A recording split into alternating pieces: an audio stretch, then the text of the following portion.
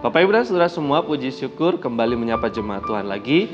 Kami selalu berdoa jemaat Tuhan di dalam kemurahan dan anugerah Tuhan.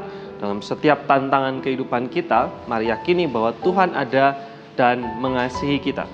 Izinkan saya melanjutkan renungan dengan tema memperkuat iman. Bagaimana supaya iman kita itu kuat, bertumbuh. Kita sudah mendengar beberapa hari yang lalu bagaimana supaya iman kita kuat dengan cara memperbanyak mendengar firman Tuhan, mendengar firman Kristus, karena iman timbul dari pendengaran dan pendengaran oleh firman Kristus. Yang kedua adalah mari kita belajar supaya firman Tuhan itu kita resapi, supaya firman itu meresap dalam hati, ibarat seperti air hujan yang tumpah ke tanah, yang menetes ke tanah. Air itu tidak mengalir begitu saja, tapi dibiarkan untuk meresap, tetapi juga mengendap dalam kehidupan kita. Di dalam Yohanes pasal yang ke-14 ayat 26 berkata seperti ini, tetapi penghibur, yaitu Roh Kudus yang akan diutus oleh Bapa dalam namaku, dialah yang akan mengajarkan segala sesuatu kepadamu dan akan mengingatkan kamu akan semua yang telah kukatakan kepadamu. Dialah yang akan mengajarkan segala sesuatu kepadamu, dan ini penting bagian yang kedua, dan akan mengingatkan kamu akan semua yang telah kukatakan kepadamu. Roh Kudus, Sang Parakletos, Sang Penghibur, Sang Penolong adalah pribadi dari Allah sendiri yang diutus dan berdiam dalam hidup orang percaya. Dan karya dan pekerjaan Roh Kudus adalah firman Tuhan katakan mengajarkan segala sesuatu, tetapi juga yang kedua adalah mengingatkan.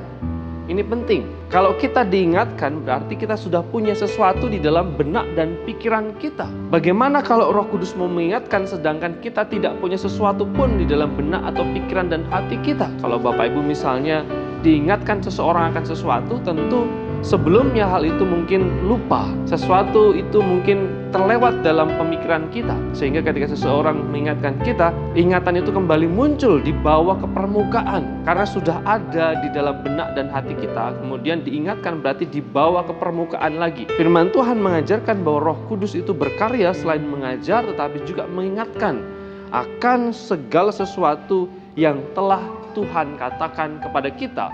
Dengan kata lain, Roh Kudus akan mengingatkan firman yang sudah kita punya. Ibarat seperti sebuah gudang senjata, Roh Kudus itu berkarya untuk mengatakan ketika ada persoalan, ketika ada tantangan, ketika ada kebutuhan, Roh Kudus mengingatkan, ambil ini, kita ambil, ambil itu, kita ambil ini, kita ambil. Tapi pertanyaan adalah kita harus punya dulu di dalam perbendaharaan atau gudang senjata kita. Itulah firman Tuhan yang harusnya meresap di dalam hidup kita. Ketika kita dengar firman, jangan biarkan itu berlalu gitu saja, tapi resapi, hayati, renungkan baik-baik, ingat baik-baik, sehingga suatu ketika ada pencobaan, ada masalah, ada tantangan, Roh Kudus bisa mengingatkan akan firman yang sudah kita dengar itu. Bapak Ibu dan Saudara semua, selain memperbanyak mendengar firman, tapi juga perbanyak memikirkan, merenungkan firman Tuhan. Kiranya kebenaran ini terus menolong kita untuk memperkuat iman, memperkaya iman kita di dalam Tuhan. Mari kita berdoa. Bapa Surgawi, terima kasih Engkau mengasihi kami dengan kasih yang luar biasa. Doa kami berkat Tuhan atas setiap jemaat Tuhan, bagi yang sakit, dalam pergumulan dan juga di dalam perjuangan iman mereka mengiring Tuhan. Berkat-Mu, anugerah-Mu atas kami semua. Di dalam nama Tuhan Yesus Kristus kami bersyukur dan kami berdoa. Amin.